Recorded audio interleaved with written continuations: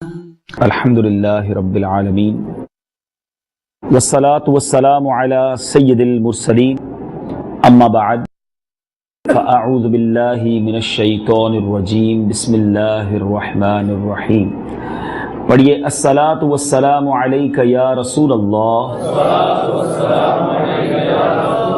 وعلی آلک واصحابک یا حبیب اللہ۔ الصلاۃ والسلام علیک یا نبی اللہ وعلی آلک واصحابک یا نور اللہ۔ جس قدر بات کی جائے نا، بلکہ سچی بات یہ ہے، نہ اوقات ہے نہ الفاظ ہے۔ ہماری کیا اوقات کہ ان ہستیوں کی بات کریں، ان کی شان بیان کریں، ان کا تذکرہ بیان کریں۔ کبھی کبھی تو لگتا ہے قابل ہی نہیں ہیں ان کے قدموں میں جانے کے لیے۔ وہ لوگ جنہوں نے زندگیاں اللہ کی راہ میں گزار دی، ایک رات میں ہزار نوافل پڑھتے رہے۔ غور تو کریں کن ہستیوں کے دربار میں آئے ہیں جن کی کرامتیں پڑھتے ہیں تو عقلیں حیران ہو جاتی ہیں۔ اے میرے میٹھے اسلامی بھائیوں، کیا بات کروں، کس بات سے بات شروع کروں، دماغ کام نہیں کرتا۔ کبھی کبھی تو کہتے ہیں نا، خواب سا لگتا ہے کہ جن کتابوں میں، اور پھر خاص طور پہ جو قادری ہیں، جو غوث پاک کے مرید ہیں، سبحان اللہ، جب شجرہ پڑھتے ہیں تو ایسا لگتا ہے سارے شجرے کے بزرگ یہی کہیں قریب جلوہ فرما ہے۔ بہرے معروف و سری، معروف دے بے خود سری، جند حق میں گند، جنید باصفا کے واسطے۔ جنید بغدادی بھی یہی ہیں، سیدنا معروف کرخی بھی یہی ہیں، حضرت سری سقطی بھی یہی ہیں۔ اللہ غنی۔ میرے میٹھے اسلامی بھائیوں، کس بزرگ کا نام لیا جائے، لسٹ بنانے بیٹھیں تو عراق مقدس کے مزارات کی لسٹ کمپلیٹ نہیں ہو سکتی۔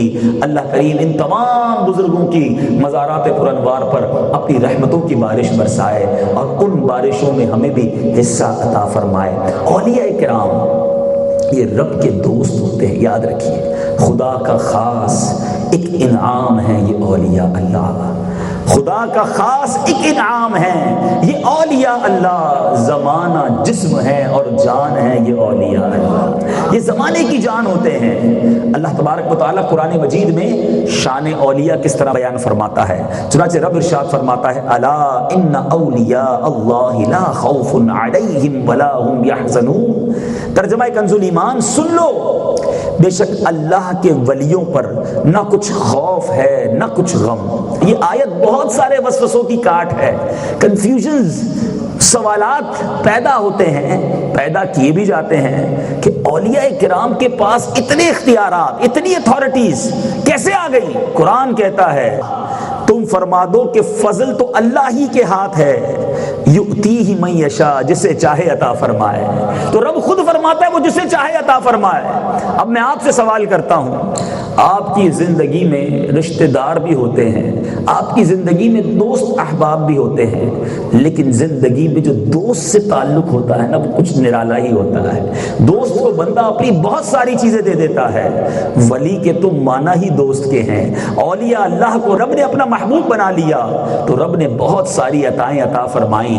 اب آپ نے قرآن کی 2 آیات سن لی، اب 2 حدیثیں بھی سن لیجئے، مزید معلوم ہو جائے گا اللہ تبارک و تعالیٰ کے ولیوں کی کیا شان ہے۔ کبھی اولیاء کرام کی بے ادبی نہیں ہونی چاہیے۔ اللہ تعالیٰ ہمیشہ ہمیں اللہ والوں کا ادب نصیب فرمائے۔ با ادب با نصیب، بے ادب بد نصیب۔ نبی پاک علیہ الصلوۃ والسلام فرماتے ہیں، من عادى للہ ولیا فقد بارز اللہ بالمحاربہ، یعنی جو اللہ عز و جل کے کسی دوست سے دشمنی رکھے، تحقیق اس نے اللہ سے اعلان جنگ کر دیا۔ رب اعلان جنگ فرما رہا ہے، کیوں؟ کہ اللہ کے دوست سے دشمنی۔ اچھا، ایک اور بڑی باریک سی بات ہے جو سمجھنے والی ہے، ہمیں کیسے پتا چلے کہ اللہ کا ولی کون ہے؟ ایک تو جو مزارات میں ہیں ان کا ادب ہونا چاہیے، ان کی ذات میں معاذ اللہ تنقیس، معاذ اللہ نقص نکالنے کا ذہن نہیں، بلکہ فضائل سن کر جھومنے والا ذہن ہونا چاہیے۔ لیکن اولیاء اللہ کا جو راستہ ہے یا اولیاء اللہ کی جو یوں سمجھی آمد ہے، ختم تو نہیں ہو گئی۔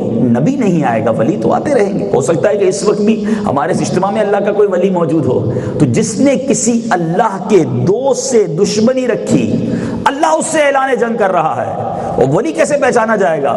اس کے شناختی کارڈ پہ تو نہیں لکھا ہوتا یہ اللہ کا ولی ہے۔ اللہ تبارک و تعالی نے اپنے اولیاء کو عام بندوں میں چھپا کے رکھا ہے. تو اب ہمیں ہر مسلمان سے محبت کرنی ہے، ہر مسلمان کا خیال رکھنا ہے. ہمیں نہیں معلوم، ہمارا ملازم، ہاں ایسا بھی ہوا کہ لوگ کسی کو غریب سمجھتے رہے، بھکاری سمجھتے رہے، مجنون سمجھتے رہے، مگر وہ اللہ کی بارگاہ میں کتب اور ابدال کا درجہ رکھتا رہا. گدری کے لال تو ہر دور میں رہے ہیں. ہمیں نہیں معلوم کہ ہم جس کو ہمارا ڈرائیور سمجھ رہے ہیں، ہمارا باورچی سمجھ رہے ہیں، ہمارا سرونٹ سمجھ رہے ہیں اور ہمارا پڑوسی سمجھ رہے ہیں اور اس کو بڑے تحقیر والے انداز میں گفتگو کرتے ہیں، اس کا دل توڑتے ہیں. نہیں، کہیں ایسا تو نہیں کہ کسی اللہ والے سے دشمنی لے لی ہے. اور میں اب بڑی ڈرانے والی بات کرنے جا رہا ہوں. کسی اللہ کے ولی سے دشمنی ہو گئی نا، اس کا دل توڑ دیا اور ہائے نکل گئی تو چلتا کام برباد ہو جاتا ہے. کئی لوگوں کو آپ نے بھی دیکھا ہوگا، چلتا کاروبار ڈیمولش، پوری فیملی برباد، اچھی خاصی چیزیں بہتر ہو رہی ہوتی ہیں لیکن سب کچھ آہستہ آہستہ چھننے لگ جاتا ہے. ہمیشہ یاد رکھیں، دعا لینے والے بنے، ہائے لینے والے نہ بنے. دعا لینے والے کامیاب ہوتے ہیں.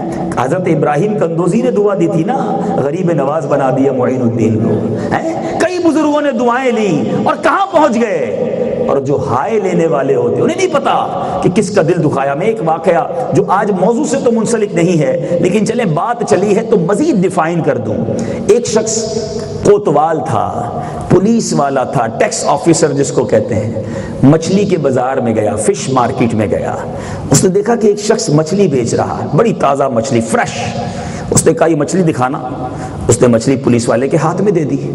اس کوتوال نے مچھلی لی اور چلتا بنا. اس نے کہا اس کے پیسے تو دے جاؤ بچیرے. غریب بچیرے نے کہا کہ شرم نہیں آتی، ہم سے پیسے مانگتے ہو، جاؤ ادھر سے. دھکا دیا اور مچھلی لے کر غصب کر کے، گویا چوری کر کے، اس کا حق دبا کر چل پڑا. اب وہ مچھلی بڑی فریش تھی. آپ نے بھی دیکھا ہوگا کہ جب فش بہت فریش ہو تو وہ تڑپتی ہے. تو اس کوتوال نے اس مچھلی کو پکڑا تھا، اس مچھلی نے اس کے انگوٹھے پر کاٹ لیا. گھر پہنچا، نارمل سی بات تھی. گھر پہنچا تو انگوٹھے میں بڑا پین، بہت درد. ڈاکٹر کے پاس گیا کہ یہ کیا ماجرا ہے، میرے انگوٹھے میں بہت درد ہو رہا ہے، برداشت نہیں ہو رہا، انگوٹھا سوج گیا ہے. ڈاکٹر نے چیک کر کے کہا کہ تمہارے انگوٹھے میں زہر پھیل گیا ہے. فوری ڈیسیشن لو، فوری فیصلہ کرو، یہ انگوٹھا کٹوا لو، ورنہ یہ زہر اگر ہاتھ میں پھیل گیا تو ہاتھ بھی کاٹنا پڑے گا. ڈاکٹر کے کہنے پر انگوٹھا کٹوا دیا. گھر آیا، چین نہ آیا، ہاتھ میں درد، تڑپتا رہا، بہت برداشت کیا، ہاتھ بھی سوجنے لگا. پھر بھاگا اسی ڈاکٹر کے پاس کہ ڈاکٹر صاحب آپ نے تو کہا تھا انگوٹھا کٹوا دو، یہ تو ہاتھ بھی سوج گیا، نہیں برداشت ہو رہا. کب میرے علم کی کمی رہ گئی، تمہارے ہاتھ میں بھی زہر پھیل گیا ہے، جلدی فیصلہ کرو، یہ ہتھیلی کٹوا لو ورنہ بازو میں زہر پہنچ جائے گا. مرتا کیا نہ کرتا، ہاتھ کٹوایا. رات پھر گھر آیا، بے کل، بے چین، کروٹیں بدل رہا ہے کیونکہ اب بازو میں درد شروع ہو گیا، بازو سوجنے لگا. پھر گیا ڈاکٹر کے پاس، آپ نے کہا انگوٹھا کٹوا لو، انگوٹھا کٹوا لیا. ہتھیلی کہی، ہتھیلی کٹوا لی، اب تو بازو سوج گیا. کب میری سائنس بھی جواب دے گئی ہے تمہارا ہاتھ بھی کاٹنا پڑے گا. اس کا ایک دوست تھا اس آفیسر کا، وہ دیکھ رہا تھا اپنے دوست کا حال. کہتا ادھر آؤ، بتاؤ یہ کیا ہو رہا ہے تمہارے ساتھ، کوئی نیا واقعہ تو نہیں ہوا تمہارے ساتھ؟ کہتا ہے ہاں کل ایک غلطی تو کرایا ہوں، ایک غریب مچھیرے کا حق دبا کر آیا ہوں. کہ جلدی کرو اس مچھیرے کو ڈھونڈو، اس سے معافی مانگ لو ورنہ ایک ایک کر کے سارا جسم کٹ جائے گا. تلاش کیا، اس مچھیرے کو ڈھونڈا اس آفیسر نے. جیسے ہی مچھیرا ملا اس کے قدموں میں گر گیا. کہا میرا حال دیکھو، انگوٹھا بھی گیا، ہاتھ بھی گیا، اب بازو کٹنے والا ہے، معاف کر دو. ظالم کیسا ہی کیوں نہ ہو، غریب کا دل بہت بڑا ہوتا ہے. مچھیرے نے اسے معاف کر دیا. کہا جاؤ میں نے تمہیں معاف کیا. اب تو اس کا دوست ساتھ تھا، اس نے مچھیرے سے پوچھا کہ یہ تو بتاؤ جب یہ مچھلی چھین کر گیا تھا تم نے کچھ کہا تو نہیں تھا؟ کہتا ہاں میں نے دعا کی تھی، یا اللہ یہ شخص میرے بچوں کا رزق مجھ سے چھین کر گیا ہے، میں کمزور ہوں، میرے پاس کوئی طاقت نہیں، اے اللہ تو قادر ہے، اپنی قدرت سے میرا حق مجھے دلا، اس ظالم سے میرا تو بدلہ لینا. اے میرے میٹھے اسلامی بھائیو، جب میں نے یہ کتاب میں واقعہ پڑھا، یہ رونگٹے کھڑے کر دینے والا واقعہ پڑھا، تو احساس ہوا کہ مظلوم کی دعا عرش تک جاتی ہے، قبولیت کا درجہ پاتی ہے. ہمیشہ مجھے اور آپ کو ایسے کام کرنے ہیں کہ میں مر بھی جاؤں تو لوگ دعا دیں کہ تھا کوئی خدمت کرنے والا، تھا کوئی محبت کرنے والا، تھا کوئی خیال رکھنے والا۔ ایسا کام کبھی نہ کرنا کہ لوگوں کے دل سے ہائی نکل جائے۔ بعض اوقات ہم سمجھتے ہیں اتنا پاورفل ہوں، میرا کون بگاڑ لے گا، میں اتنا کرو فر والا، یہ ملازم میرا کیا بگاڑ لے گا۔ نہیں، وی ڈونٹ نو کہ جس کو تم ملازم سمجھ رہے ہو، جسے تم غریب سمجھ رہے ہو، جس کے کپڑے بھی پرانے ہیں، جس کے پاس گاڑی بھی نہیں ہے، کیا پتا وہ اللہ کی بارگاہ میں کون سا مرتبہ رکھتا ہو۔ یہ حدیث یاد رکھنا کہ جس نے اللہ کے کسی ولی سے دشمنی کی، اللہ اس سے اعلان جنگ فرماتا ہے۔ مجھے کیا پتا کہ آج میں جس کو ذلیل کر رہا ہوں وہ رب کی بارگاہ میں کیا مرتبہ رکھتا ہے۔ تو ایچ اینڈ ایوری انڈیویجول، ہر مسلمان کی میں نے اور آپ نے تعظیم کرنی ہے، اس سے محبت سے پیش آنا۔ ایک اور حدیث پاک ہم سب کو سمجھ آنا چاہیے، من آذا مسلما فقط آذانی۔ میرے آقا فرماتے ہیں جس نے کسی مسلمان کو تکلیف دی اس نے مجھے تکلیف دی، ومن آذانی فقط آذ اللہ، جس نے مجھے تکلیف دی تحقیق اس نے اللہ کو تکلیف دی۔ ادھر تک بات جائے گی، اللہ کے بندوں کو کبھی نہیں ستانا چاہیے۔ اور جب اولیاء کرام کی بات ہو، سبحان اللہ، نبی پاک فرماتے ہیں اللہ عز و جل نے ارشاد فرمایا کوئی بندہ فرائض کی ادائیگی سے بڑھ کر کسی اور چیز سے میرا تقرب حاصل نہیں کر سکتا، فرائض کے بعد پھر وہ نوافل سے مزید میرا قرب حاصل کرتا جاتا ہے، یہاں تک کہ میں اسے اپنا محبوب بنا لیتا ہوں۔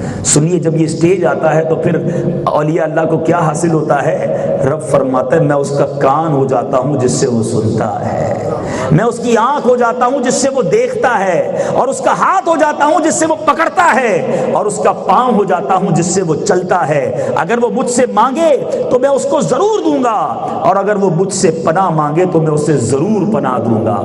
بخاری شریف میں یہ حدیث موجود ہے۔ رب فرما رہا ہے اللہ اپنے محبوب بندوں کی کان بننے سے مراد کیا ہے کہ اب وہ اللہ کے نور سے، اللہ کی عطا کردہ قوت سے سنتا ہے، اللہ کی عطا کردہ طاقت سے دیکھتا ہے۔ جبھی تو اللہ والے بغداد میں بیٹھ کر ہند والوں کو دیکھ لیا کرتے ہیں، پاکستان والوں کی مدد کر دیا کرتے ہیں۔ اور سبحان اللہ، امام فخر الدین رازی علیہ رحمت اللہ الباری کیا خوبصورت تفسیر کبیر قرآن پاک کی تفسیر میں لکھتے ہیں اولیاء اللہ لا یموتون ولکن ینقلون من دار الی دار، کہتے ہیں بے شک اولیاء اللہ عز و جل کے اولیاء مرتے نہیں بلکہ ایک گھر سے دوسرے گھر میں منتقل ہو جاتے ہیں۔ تو آج الحمدللہ جن مزارات پہ ہم جا رہے ہیں یہ اپنی قبروں میں حیات ہیں، اور یہ آج بھی اللہ کی عطا سے یؤتیہ من یشاء، قرآن کی آیت کا جز سنا ہے، اللہ جسے چاہے عطا فرمائے۔ اللہ عطا فرماتا ہے تو عبد القادر کو غوث اعظم بنا دیتا ہے، یہ رب کی عطا ہے۔ بہرحال میرے بیچ اسلامی بھائیوں، اب کچھ بات کرتے ہیں پیران پیر دستگیر سید غوث اعظم کی۔ غوث کسے کہتے ہیں؟ بچپن سے غوث اعظم تو کہا، غوث جو ہے اس کے معنی ہے فریاد رس، مدد کرنے والا۔ غوث اعظم اپنی زندگی میں بھی اپنے مریدین کی اور اپنے متعلقین کی خوب فریاد رسی کرتے، مدد کرتے۔ الحمدللہ آج بھی اپنے مزار میں اللہ کی عطا سے، یہ بڑی امپورٹنٹ بات ہے، اگر یہ میں اور آپ سمجھ لیں تو بہت سارے وسوسے ختم ہو جائیں گے۔ الحمدللہ اہل سنت و جماعت کا، عاشقان اولیاء کا یہ عقیدہ ہے کہ کوئی نبی، کوئی صحابی، کوئی ولی اپنی طرف سے کسی کی کوئی مدد نہیں کر سکتا، ٹھیک ہے؟ حقیقی طور پہ مدد کرنے والی ذات رب کی ذات ہے، شفا دینے والا رب ہے، زندگی دینے والا رب ہے، موت دینے والا رب ہے۔ مگر رب جسے چاہے، جو ولی، جس صحابی، جس نبی کو رب یہ اختیار عطا فرمائے، اور یہ ہم خود نہیں کہہ رہے، اور ایسا کیا پاسبل ہے کہ رب کسی کو اختیار دے؟ قرآن مجید فرقان حمید میں حضرت عیسیٰ علیہ السلام کا یہ قول ہے، میں کوڑ زدہ لوگوں کو، یعنی کوڑیوں کو شفا دیتا ہوں، مادر زاد اندھوں کو آنکھیں دیتا ہوں، اور مردوں کو زندہ کرتا ہوں اللہ کے حکم سے، اللہ کی عطا سے۔ حضرت عیسیٰ علیہ السلام جو ہیں وہ یہ کرم فرمایا کرتے، تو اللہ جسے چاہے اختیار دے۔ تو اگر ہم غوث پاک سے مدد مانگتے ہیں تو اس سے مراد یہ ہے کہ غوث پاک اللہ کی عطا سے ہماری مدد فرماتے ہیں۔ اللہ جو عطا فرماتا ہے اس کا ذاتی ہے، اور ولی جو عطا فرماتا ہے وہ اللہ سے لیا ہوا ہے، وہ اس کا ذاتی نہیں ہے۔ اگر یہ فرق سمجھ آ جائے تو شرک کی ڈیفینیشن بھی بڑی آسانی سے سمجھ آ جائے گی۔ میرے بیچ اسلامی بھائیوں، آپ کے والد محترم کا نام، ٹھیک ہے، یہ بہت ضروری ہے، یاد ہونا چاہیے. آپ کے والد محترم کا نام حضرت ابو صالح سید موسیٰ جنگی دوست رحمۃ اللہ تعالی علیہ. اچھا، آپ کا اسم گرامی سید موسیٰ، کنیت ابو صالح اور لقب جنگی دوست. آپ رحمۃ اللہ تعالی علیہ جیلان شریف کے اکابر مشائخ میں آپ کا شمار ہوتا ہے. جنگی دوست کیوں کہا جاتا ہے؟ چلیں آج یہ بھی سن لیجئے. نام تو بہت بار سنا، جنگی دوست کہنے کی وجہ کہ بڑا خوبصورت واقعہ ہے کہ آپ کا لقب جنگی دوست اس لیے ہوا کہ آپ اللہ عز و جل کی رضا کے لیے نفس کشی اور ریاضت میں یکتائے زمانہ تھے. نیکی کے کاموں کا حکم کرنے اور برائی سے روکنے پر بالکل مشہور تھے اور اس معاملے میں اپنی جان کی پرواہ بھی نہیں کرتے تھے. ایک بار کیا ہوا کہ جامع مسجد کو جا رہے تھے کہ خلیفہ وقت چند ملازم جو تھے شراب کے مٹکے نہایت احتیاط کے ساتھ اپنے سروں پر اٹھائے جا رہے تھے. اب خلیفہ وقت ہو، اس ملک کا پریزیڈنٹ ہو یا وزیر اعظم ہو، اس کے سرونٹس جو ہیں وہ شراب لے کے جا رہے ہوں، تو آپ آگے آئے اور دیکھا تو جلال میں آئے اور ان مٹکوں کو توڑ دیا. آپ نے اپنے ہاتھوں سے ان مٹکوں کو توڑ دیا. آپ کے روب کے سامنے ملازم نے تو کچھ نہیں کہا، لیکن جا کر خلیفہ کو خبر دے دی. خلیفہ نے آپ کو بلایا اور آ کر کہا کہ آپ کون تھے کہ میرے ملازمین کی محنت کو رائگاں کیا، وہ میرے مٹکے کیوں توڑ دیے؟ تو آپ نے فرمایا کہ میں محتسب ہوں، میں نے فرض منصبی ادا کیا ہے، یہ مجھ پر ضروری تھا جو میں نے اپنا فرض ادا کیا. تو خلیفہ نے کہا کہ آپ کو کس نے محتسب مقرر کیا ہے؟ حضرت سید موسیٰ نے روب دار لہجے میں کہا جس کے حکم سے تم حکومت کر رہے ہو، اس نے مجھے یہ اختیار دیا ہے. وہ لرزہ بر اندام ہو گیا، کہنے لگا حضور آپ میری سلطنت میں شامل ہو جائیں، میرے ساتھ رہیں، میری احتساب کرتے رہیں. تو آپ رحمت اللہ تعالیٰ نے فرمایا کہ جب مجھے خلق کی طرف سے معمور ہونے کی کیا حاجت ہے، جب اللہ تعالیٰ نے مجھے اس کام پر معمور کیا ہے، اس دن سے آپ جنگی دوست کے نام سے مشہور ہو گئے. آپ مستجاب الدعوات بھی تھے. غوث پاک کے چاہنے والوں کرامتیں تو بہت ساری سنی ہیں. میں چاہتا ہوں آج غوث پاک کا حلیہ بیان کیا جائے. ہمارے غوث پاک دکھتے کیسے تھے؟ اللہ مجھے بھی اور آپ کو بھی غوث پاک کا دیدار نصیب فرمائے. ہمارا عقیدہ ہے انشاءاللہ قیامت کے دن غوث پاک کے مریدوں کو غوث پاک کا دیدار کرایا جائے گا. منادی ندا دے گا حشر میں یوں قادریوں کو، کہاں ہے قادری کر لے نظارہ غوث اعظم کا. غوث اعظم کا چہرہ سبحان اللہ. شیخ ابو محمد عبداللہ بن احمد فرماتے ہیں کہ ہمارے امام شیخ الاسلام محی الدین سید عبد القادر جیلانی قطب ربانی غوث سمدانی رحمت اللہ تعالی علیہ ضعیف البدن، میانہ قد، فراخ سینہ، چوڑی داڑھی، دراز گردن، رنگ گندمی، ملے ہوئے ابرو، سیاہ آنکھیں، بلند آواز اور وافر علم و فضل والے تھے. اللہ اللہ، بہت ساری باتیں سنی مگر ایک اب حلیہ یہ سارا تو میں اور آپ نہیں اپنا سکتے. کسی کا رنگ گورا ہے، کسی کا رنگ گندمی ہے، کسی کا رنگ کالا بھی ہو سکتا ہے، کسی کا قد لمبا ہے، کوئی درمیانہ ہے، کوئی چھوٹا ہے. کہے غوث پاک کی کوئی چیز تو اپنا لوں. ایک چیز ہم سارے اپنا سکتے ہیں کہ غوث پاک داڑھی والے تھے. غوث پاک کے چہرے پر داڑھی تھی. اے قادریوں جو یہاں موجود ہیں، اے غوث پاک کے چاہنے والے، اب چاہنے والے جبھی تو بغداد آئے ہیں. اور جو مجھے بدری چینل پر بعد میں سنے، میں ان سب کو بغداد معلّہ کی فضاؤں سے دعوت دینا چاہتا ہوں.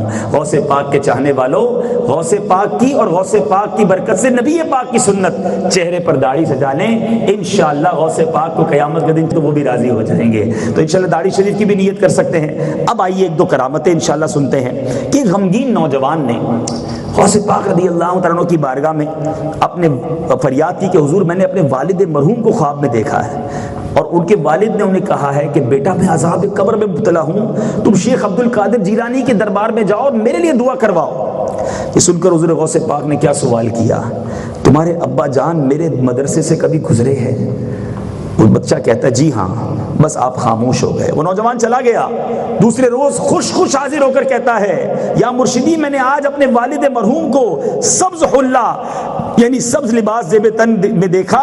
وہ خواب میں تشریف لائے، بے حد خوش تھے اور کہنے لگے میرے پیارے بیٹے یہ مرتبہ مجھے غوث پاک کی برکت سے ملا ہے، تو بھی ان کی خدمت میں جا کر رہا کر. یہ سن کر غوث پاک کیا فرماتے سنو، ہم بھی تو غوث پاک کے مزار سے ہو کر آئے ہیں نا. غوث پاک فرماتے ہیں اللہ عز و جل نے مجھ سے وعدہ فرمایا ہے جو مسلمان تیرے مدرسے سے گزرے گا اس کے عذاب میں تخفیف کر دی جائے گی. سبحان اللہ سبحان اللہ. نزا میں گور میں میزاں پہ سرے پل پہ کہیں نہ چھٹے ہاتھ سے دامان معلّہ تیرا. بد سہی چور سہی مجرم मुजरिम व नाकारा सही, हूँ मैं कैसा भी सही, हूँ तो करीमा तेरा। गौसे पाक रज़ी अल्लाह तआला अन्हु की बात हो और उस मशहूर करामत की बात ना हो, रोज़ाना ही दरियाए दजला का हम दीदार करते हैं। अल्लाह अल्लाह। ऐ मेरे बीच इस्लामी भाइयों, एक बार गौसे पाक रज़ी अल्लाह तआला अन्हु दरिया की तरफ तशरीफ ले गए। वहाँ एक 90 साल की बुढ़िया को देखा जो ज़ारो कितार रो रही थी। एक मुरीद ने बारगाह गौसियत में अर्ज की, या मुर्शिदी, इस ज़ईफ़ा का एक इकलौता बेटा था, बेचारी ने उसकी शादी रचाई, निकाह करवाया और ये दुल्हन को इसी दरिया से कश्ती से ला रहा था कि दौराने सफ़र जो है वो कश्ती उलट गई, दूल्हा भी डूब गया, दुल्हन भी डूब गई, बारात भी डूब गई। अल्लाह अल्लाह। कहते हुजूर 12 बरस गुजर गए। माँ होती है ना, कहते 12 बरस गुजर गए, बुढ़िया को चैन ही नहीं आ रहा। रोजाना दरिया किनारे आती है, रोजाना रोती है, अपने बच्चों को याद करती है। गौसे पाक रज़ी अल्लाह तआला अन्हु को उस ज़ईफ़ा पर बड़ा तरस आया। आपने अल्लाह अज़्ज़ा वजल की बारगाह में हाथ उठाए और अर्ज की कि अल्लाह तबारक व तआला से अर्ज करने लगे। कुछ मिनट गुजरे, जरा गौर कीजिएगा, मान कैसा है, अल्लाह की रहमत पर भरोसा कैसा है, कनेक्टिविटी कैसी है। गौसे पाक अर्ज करते हैं, या अल्लाह इतनी देर हो गई, अभी तक ताखीर है। अल्लाह से दुआ करने कह रहे ताखीर क्यों? इरशाद होता है, मेरे प्यारे, ये ताखीर खिलाफ तदबीर नहीं है। हम चाहते तो एक हुक्म कुन में आसमान और ज़मीन पैदा कर देते, मगर बतकाज़ाए हिकमत 6 दिन में पैदा किए। बात यह है, बारात को डूबे 12 साल हो चुके हैं, अब ना वो कश्ती बाकी रही है, ना ही उसकी कोई सवारी। तमाम इंसानों का गोश्त वगैरह भी दरियाई जानवर खा चुके हैं। रेजा को अज्साए जिस्म में इकट्ठा करवा कर दोबारा जिंदगी के मरहले में दाखिल कर दिया है। अब उनकी आमद का वक्त हुआ चाहता है, अभी ये कलाम इख्तिताम को पहुंचता है।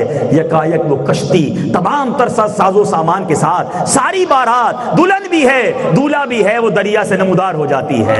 12 साल पुरानी कश्ती जो डूबी हुई है, वो गौसे पाक की दुआ से तिरती है। सिर्फ नजर नहीं आती, किनारे भी लगती है। बुढ़िया अपने बेटे से भी मिलती है, माँ बेटा मिलकर आंसू भी बहाते हैं, गौसे पाक का शुक्रिया भी अदा करते हैं। और ये मंजर चंद मिनटों के लिए ना रहा, बल्कि मीठे इस्लामी भाइयों, वो बाराती जो है गौसे पाक से दुआएं लेकर अपने घर को रवाना हो गए हैं। वो डूब गए थे, उन्हें निकाल दिया। हम भी तो गुनाहों में डूबे हुए हैं। गौसे पाक निगाह फरमाएंगे तो हमारा भी किनारा लग जाएगा।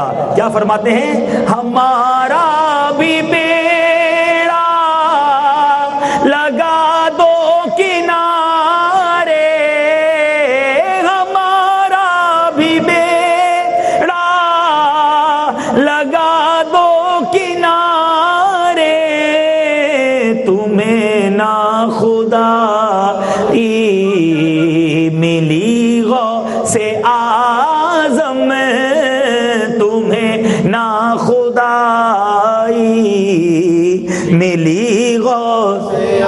हो सकता है मदनी चैनल के नाज़रीन में से किसी के जहन में वसवसा आए कि क्या कोई आम आदमी, कोई बंदा भी बंदे को जिंदा कर सकता है? तो आइए वो आयत सुन लीजिए ताकि तमाम वसवसों की काट हो जाए। हजरत ईसा नबी अलैहिस्सलाम का कौल कुरान में पारा 3 सूरह आले इमरान आयत नंबर 49 इरशाद होता है, उबरिउल अकमहा वल अबरसा व उहयिल मौता बिइज़्निल्लाह। तर्जुमा कंजुल ईमान, मैं शिफा देता हूँ। कौन? हजरत ईसा फरमाते मैं शिफा देता हूँ। उबरिउल अकमहा, मैं शिफा देता हूँ मादरजाद अंधों को और सफेद दाग वाले यानी कोढ़ी को, और मैं मुर्दे जिलाता हूँ। जिलाने के मुराद जिंदा करता हूँ, हैं? मैं मुर्दे जिंदा करता हूँ। ये सारी बात करने के बाद जो आखिरी लफ्ज है ना, सारी बात को क्लियर, हमारे अकीदे को भी क्लियर कर देता है। बिइज़्निल्लाह, अल्लाह के हुक्म से। तो अल्लाह के हुक्म से मैं ये काम करता हूँ। तो हज़रत ईसा अलैहिस्सलाम को भी रब ने ये इख्तियार दिया। अल्लाह की अता से ये करामतें गौसे पाक की भी मौजूद हैं। मेरे मीठे इस्लामी भाइयों, इसी तरह एक बड़ा खूबसूरत वाक़या अल्लाह वालों के हाथ में है ना, क्या क्या होता है। हमारे दिल जो है ना, हमारी कैफियत, ये भी गौसे पाक रज़ी अल्लाह तआला जैसे बुजुर्ग जो होते हैं उनकी मुट्ठी में होती हैं। सैयदना उमर बज़्ज़ाज़ रहमतुल्लाह तआला फरमाते, एक बार जुम्मे का दिन था, मैं गौसे पाक के साथ जामा मस्जिद को जा रहा था। मेरे दिल में ख्याल आया कि हैरत है, जुम्मे का दिन है, गौसे पाक के साथ कोई नहीं, कोई मिलने ही नहीं आ रहा, अकेला मैं और अपने पीर साहब। कहते हैं ये दिल में ख्याल आना था, ऐसी भीड़ लगी, ऐसे लोगों का जमघट्टा लगा कि मैं पीछे हो गया और सारे लोग गौस पाक के इर्द गिर्द हो गए। دل میں خیال آیا وہی کیفیت اچھی تھی، میں تھا، پیر صاحب تھے، کوئی اور تھا ہی نہیں۔ تو جب یہ خیال آیا تو غوث پاک کیا فرماتے ہیں، اے عمر تم ہی تو ہجوم کے طلبگار تھے، تم ہی تو سوچ رہے تھے کہ ہجوم نہیں ہے۔ فرمایا تم جانتے نہیں کہ لوگوں کے دل میری مٹھی میں ہیں، جب چاہے اپنی جانب مائل کر لوں اور چاہوں تو دور کر دوں۔ ہم اللہ کا اس بات پر شکر ادا کرتے ہیں کہ غوث پاک نے ہمارے دل اپنی طرف مائل کیے ہوئے ہیں۔ اے ہند سے آنے والوں، اے پاکستان سے آنے والوں، تمہیں مبارک ہو، غوث پاک نے بلایا ہے، اپنے ہمارے دلوں کو اپنی جانب مائل کیا ہے۔ ہم دعا کرتے ہیں اللہ تعالیٰ سے زندہ رکھے تو غوث پاک کے غلاموں میں، ان کی محبت کرنے والوں میں رکھے، اور قیامت کے دن غوث پاک کے غلاموں میں اٹھنا ہمارا مقدر فرمائے۔ آخری واقعہ سن کر پھر اپنے بیان کو سمیٹتا ہوں۔ غوث پاک رضی اللہ تعالیٰ عنہ، ایک بار مشائخ کرام کا ایک وفد غوث پاک کی بارگاہ میں آیا، انہوں نے آپ کے لوٹا شریف کو جب غیر قبلہ رخ پایا، آپ رحمۃ اللہ تعالی علیہ کے لوٹے کو غیر قبلہ رخ پایا تو کسی نے توجہ دلائی، تو آپ نے اپنے خادم کو جلال والی نگاہوں سے دیکھا، وہ آپ کے جلال کی تاب نہ لاتے ہوئے ایک دم گرا اور تڑپ کر جان دے دی، اور اب ایک نظر لوٹے کی طرف ڈالی تو لوٹا خود بخود قبلہ رخ ہو گیا۔ اب یہ بات کیا ہے کہ بزرگوں کا یہ تمنا ہوتی تھی، ان کا یہ طریقہ تھا کہ ان کی ہر چیز قبلہ رو ہونی چاہیے، خود بھی قبلہ رو بیٹھنا پسند فرماتے، سنت بھی ہے، ہمیں بھی جب موقع ملے، جیسے ہم بیان کرنے والے کے لیے تو یہ سنت ہے کہ وہ قبلے کو پیٹھ کرے تاکہ حاضرین کا رخ قبلے کی طرف ہو، لیکن نارملی جب ہم بیٹھا کریں، بلکہ میں یہاں مشورہ دوں گا مدنی چینل کے ناظرین کو کہ آپ آفس میں بیٹھتے ہیں، کہیں نہ کہیں تو سیٹ لگانی ہوتی ہے نا، کہ ایسا نہیں ہو سکتا کہ ہم اپنی سیٹ ڈیلیبریٹلی دانستہ ایسی ٹیبل کرسی لگائیں کہ میں سارا دن قبلہ رو بیٹھا رہوں، اس نیت کے ساتھ کہ میرا رخ قبلے کی طرف ہے۔ اور ہندو پاک والوں تمہیں مبارک ہو، جب تمہارا رخ قبلے کی طرف ہوتا ہے تو کعبے کی طرف بھی ہو جاتا ہے، مدینہ بھی اسی طرف ہے، دو نیتیں بھی شامل ہو سکتی ہیں۔ سبحان اللہ، نبی پاک علیہ الصلوۃ والسلام کی سنت مبارکہ ہے کہ آپ عموماً قبلہ رو بیٹھا کرتے، اور نبی پاک نے فرمایا مجالس میں سب سے مکرم، سب سے عزت والی مجلس وہ ہے جس میں قبلے کی طرف منہ کیا جائے، تو جتنا ہو سکے اچھی نیتوں کے ساتھ قبلہ رو بیٹھا جائے۔ اور یہاں علماء لکھتے ہیں کہ جس بچے کو سبق یاد کرنا ہو، جو علم پڑھنا چاہتا ہے، اگر وہ قبلہ رو بیٹھ کر قرآن یاد کرے گا، قبلہ رو بیٹھ کر دینی کتاب پڑھے گا تو علم بھی جلدی حاصل ہو جائے گا، قبلہ رو بیٹھنے کی برکت سے حافظہ بھی مضبوط ہو جائے گا۔ تو اے میرے میٹھے اسلامی بھائیوں، خود تو قبلہ رو بیٹھنا ہے، اللہ والوں کی شان دیکھیں، ہر چیز کی قبلہ رو کرتے تھے۔ اب میں نے اپنے شیخ طریقت امیر اہل سنت کا عمل دیکھا، آج کے دور میں یادگار سلف شخصیت، یہ باتیں کتابوں میں بھی تو پڑھی تھی لیکن پریکٹیکلی کرنے والی ایک ذات دیکھی کہ امیر اہل سنت جب چپل اتارتے ہیں تو قبلہ رو اس کا رخ کر دیتے ہیں، اپنا قلم رکھتے ہیں اس قلم کو قبلہ رو رکھتے ہیں، اپنے گلاسز اتار کر، دیکھیں نا اب گلاسز مجھے بھی اتارنے ہیں، میں کہیں بھی رکھ دوں مجھے نہیں پتا، لیکن اگر مجھے پتا ہے کہ قبلہ یوں ہے اور اچھی نیت کے ساتھ میں نے گلاسز یوں رکھ دیے تو قبلے کا احترام بھی آ گیا، اللہ والوں کی ادا بھی ادا ہو گئی۔ بات عشق کی ہے، اب کوئی ہو سکتا ہے کہے کہ جناب یہ قرآن میں کہاں ہے، حدیث میں کہاں ہے، سچی بات یہ ہے ہم عشق کے بندے ہیں، کیوں بات بڑھائی ہے، قبلہ رو رکھنا ناجائز تو نہیں ہے نا، ہم نے کب کہا فرض ہے، ہم نے کب کہا واجب ہے، یہ کعبے کی تعظیم ہے، اگر اس کی طرف کوئی چیز کر دی جائے کہ دل میرا کعبے کی طرف رہے، دھیان میرا کعبے کی طرف رہے، وہ اللہ کا گھر ہے۔ تو اے میرے بیچے اسلامی بھائیوں، غوث پاک کا بھی یہ طریقہ، اولیاء کرام کا بھی یہ طریقہ، اللہ تبارک و تعالی مجھے اور آپ کو غوث پاک کے طریقے پر عمل کرنا نصیب فرمائے۔ اب آتے ہیں غوث پاک نوازتے کیسا ہے، آئے ہو نا دور سے، دور سے آئے ہو نا، اچھی نیت لے کر آئے ہو، دور سے آئے ہو مگر غلام بن کے آئے ہو، دور سے آئے ہو مرید بن کر آئے ہو، دور سے آئے ہو دامن پھیلائے آئے ہو، بہت ساری اچھی نیتیں شامل ہیں۔ اچھی نیتوں والوں کو تو کیا کیا ملے گا، آؤ میں تمہیں چوری کرنے والے کا واقعہ سناتا ہوں۔ نیت چوری کی تھی، غوث پاک کے در پر آ کر بری نیت سے آتا ہے۔ واقعہ یہ ہے کہ غوث پاک مدینہ منورہ سے واپس آ رہے ننگے پیر، ہاں چلو یہ بھی دلیل مل گئی ہے، عشق کے بندے ہیں کیوں بات بڑھائی ہے۔ غوث پاک جیسی ہستی بھی، ان کا بھی یہ معمول تھا کہ مدینے میں ننگے پیر رہا کرتے۔ امام مالک ساری زندگی مدینے میں رہے، کبھی چپل پیر میں نہیں پہنے، تو اگر آج بھی کوئی عاشق رسول اس ادب کو ادا کرتا ہے تو اس پر اعتراض نہیں ہونا چاہیے۔ البتہ یہ بات ضرور کروں گا کہ جو ننگے پیر مدینے میں رہتے ہیں ان کو اس بات کا خیال ضرور رکھنا چاہیے کہ جب مسجدین کریمین میں، مسجد نبوی شریف میں یا کسی بھی مقدس مقام پر جائیں تو اچھی طرح پیر صاف کر کے جائیں تاکہ بے ادبی نہ ہو جائے۔ ادب ضرور کرے مگر عقل کے ساتھ ادب کرے، جوش بھی ہونا چاہیے مگر ساتھ کچھ ہوش بھی ہونا چاہیے۔ غوث پاک بغداد واپس آ رہے تھے مدینہ شریف سے تو راستے میں چور کھڑا کسی مسافر کا انتظار کر رہا تھا، نیت چوری کی ہے، ٹھیک ہے، تو اس کو لوٹ لے۔ غوث پاک اس کے قریب پہنچے تو پوچھا تم کون ہو؟ چور کہتا ہے میں تو دیہاتی ہوں۔ وہ کہتا ہے نا دیہاتی ہوں، غوث پاک تو دل کے حالات جانتے ہیں۔ غوث پاک نے اس کی بد کرداری کو دیکھ لیا، پہچان لیا۔ غوث پاک کچھ کہتے، چور کے دل میں بھی یہ خیال آ گیا کہ شاید یہ غوث اعظم ہے۔ آپ کے دل میں پیدا، اچھا اب دیکھیے دل ہی دل میں بات ہو رہی ہے، کنیکٹیویٹی دیکھیں۔ غوث پاک نے دل میں پہچان لیا چور ہے، اس کے دل میں خیال آیا کہ یہ غوث اعظم لگتے ہیں، کہا کچھ نہیں ہے۔ غوث پاک جواب میں کہتے ہیں ہاں میں ہی عبد القادر ہوں۔ خود ہی پہچان لیا کہ کیا سوچ رہا ہے، کیا دل میں خیال ہے کہ میں ہی عبد القادر ہوں۔ اللہ، چور نے جب یہ سنا کہ غوث اعظم میرے سامنے قدموں میں گر پڑا اور اس کی زبان پر یا سیدی عبد القادر شیئا للہ، اے میرے سردار عبد القادر میرے حال پر رحم فرمائیے، یہ جاری ہو گیا۔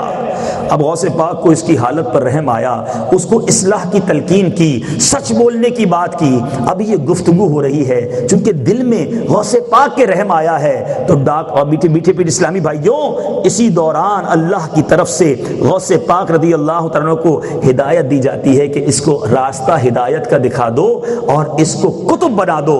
چنانچہ آپ کی نگاہ پڑنے سے وہ چور کتب بن گیا۔ ذرا غور کیجئے، چوری کرنے والا کتب بن جائے تو ہم تو پھر بھی غلام ہیں نا، اچھی نیت سے آئے ہیں، مانگو اس دربار سے۔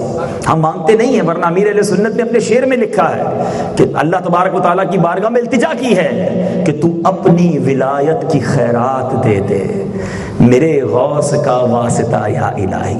ہم قابل نہیں، ہم کیسے اللہ کے ولی بنے؟ مگر واقعات تو پڑے ہیں نا کہ شرابی بشر حافی بن سکتا ہے، ڈاکو فضیل بن ایاز بن سکتے ہیں، سود خور حبیب عجمی بن سکتا ہے، غوث پاک کے دربار میں چور آئے تو کتب بن سکتا ہے، تو مجھ جیسا گناہگار بھی غوث پاک کے در پر آ کر اللہ کا ولی بن سکتا ہے۔ مانگنے والے تو بنو، التجا تو کرو۔ یہ وہ در ہے جس کو کسی کو خالی نہیں لوٹاتے۔ ہم سب کو اچھی نیتوں کے ساتھ، لیکن پہلے گناہوں سے توبہ کرنی ہوگی، پہلے سچی نیت کرنی ہوگی۔ اللہ کا دوست بننا ہے، ولایت کا مرتبہ پانا ہے تو اپنے گناہوں سے توبہ کر کے پہنچ جاؤ قطب زمان کے دربار میں، غوث العظم کے دربار میں۔ ارے آج بھی اگر کسی کو ولایت ملتی ہے، علماء کہتے ہیں غوث پاک کے در سے ملتی ہے۔ ہم تو در غوث پہ خود آ گئے ہیں، کیوں نہ عرض کریں کہ غوث پاک اس غلام کو بھی، اس منگتے کو بھی اللہ کی بارگاہ سے ولایت کا شرف عطا فرما دیں۔ کیا معلوم ہماری بھی بگڑی بن جائے۔ اور مریدوں کو تو خاص نگاہ عنایت ہے نا، غوث پاک رضی اللہ تعالیٰ عنہ اپنے مریدوں کو کیسا نوازتے ہیں۔ مریدوں کو نوازنے سے پہلے ایک دلچسپ واقعہ، میں کہتا ہوں کمال واقعہ ہے، اس میں ماں کی محبت بھی ہے اور غوث پاک کی کرامت بھی ہے۔ ایک بی بی سرکار بغداد رحمۃ اللہ تعالی کے پاس اپنے بیٹے کو چھوڑ گئی کہ حضور ذرا اس کو پڑھائیے، اس کو اپنی صحبت سے نوازیے، بڑا گرویدہ ہے آپ کو۔ آپ نے اس کو مجاہدے پہ لگا دیا۔ ایک روز وہ ماں آئی تو دیکھا کہ بیٹا تو بھوک پیاس کی وجہ سے کمزور، بالکل سوکھا۔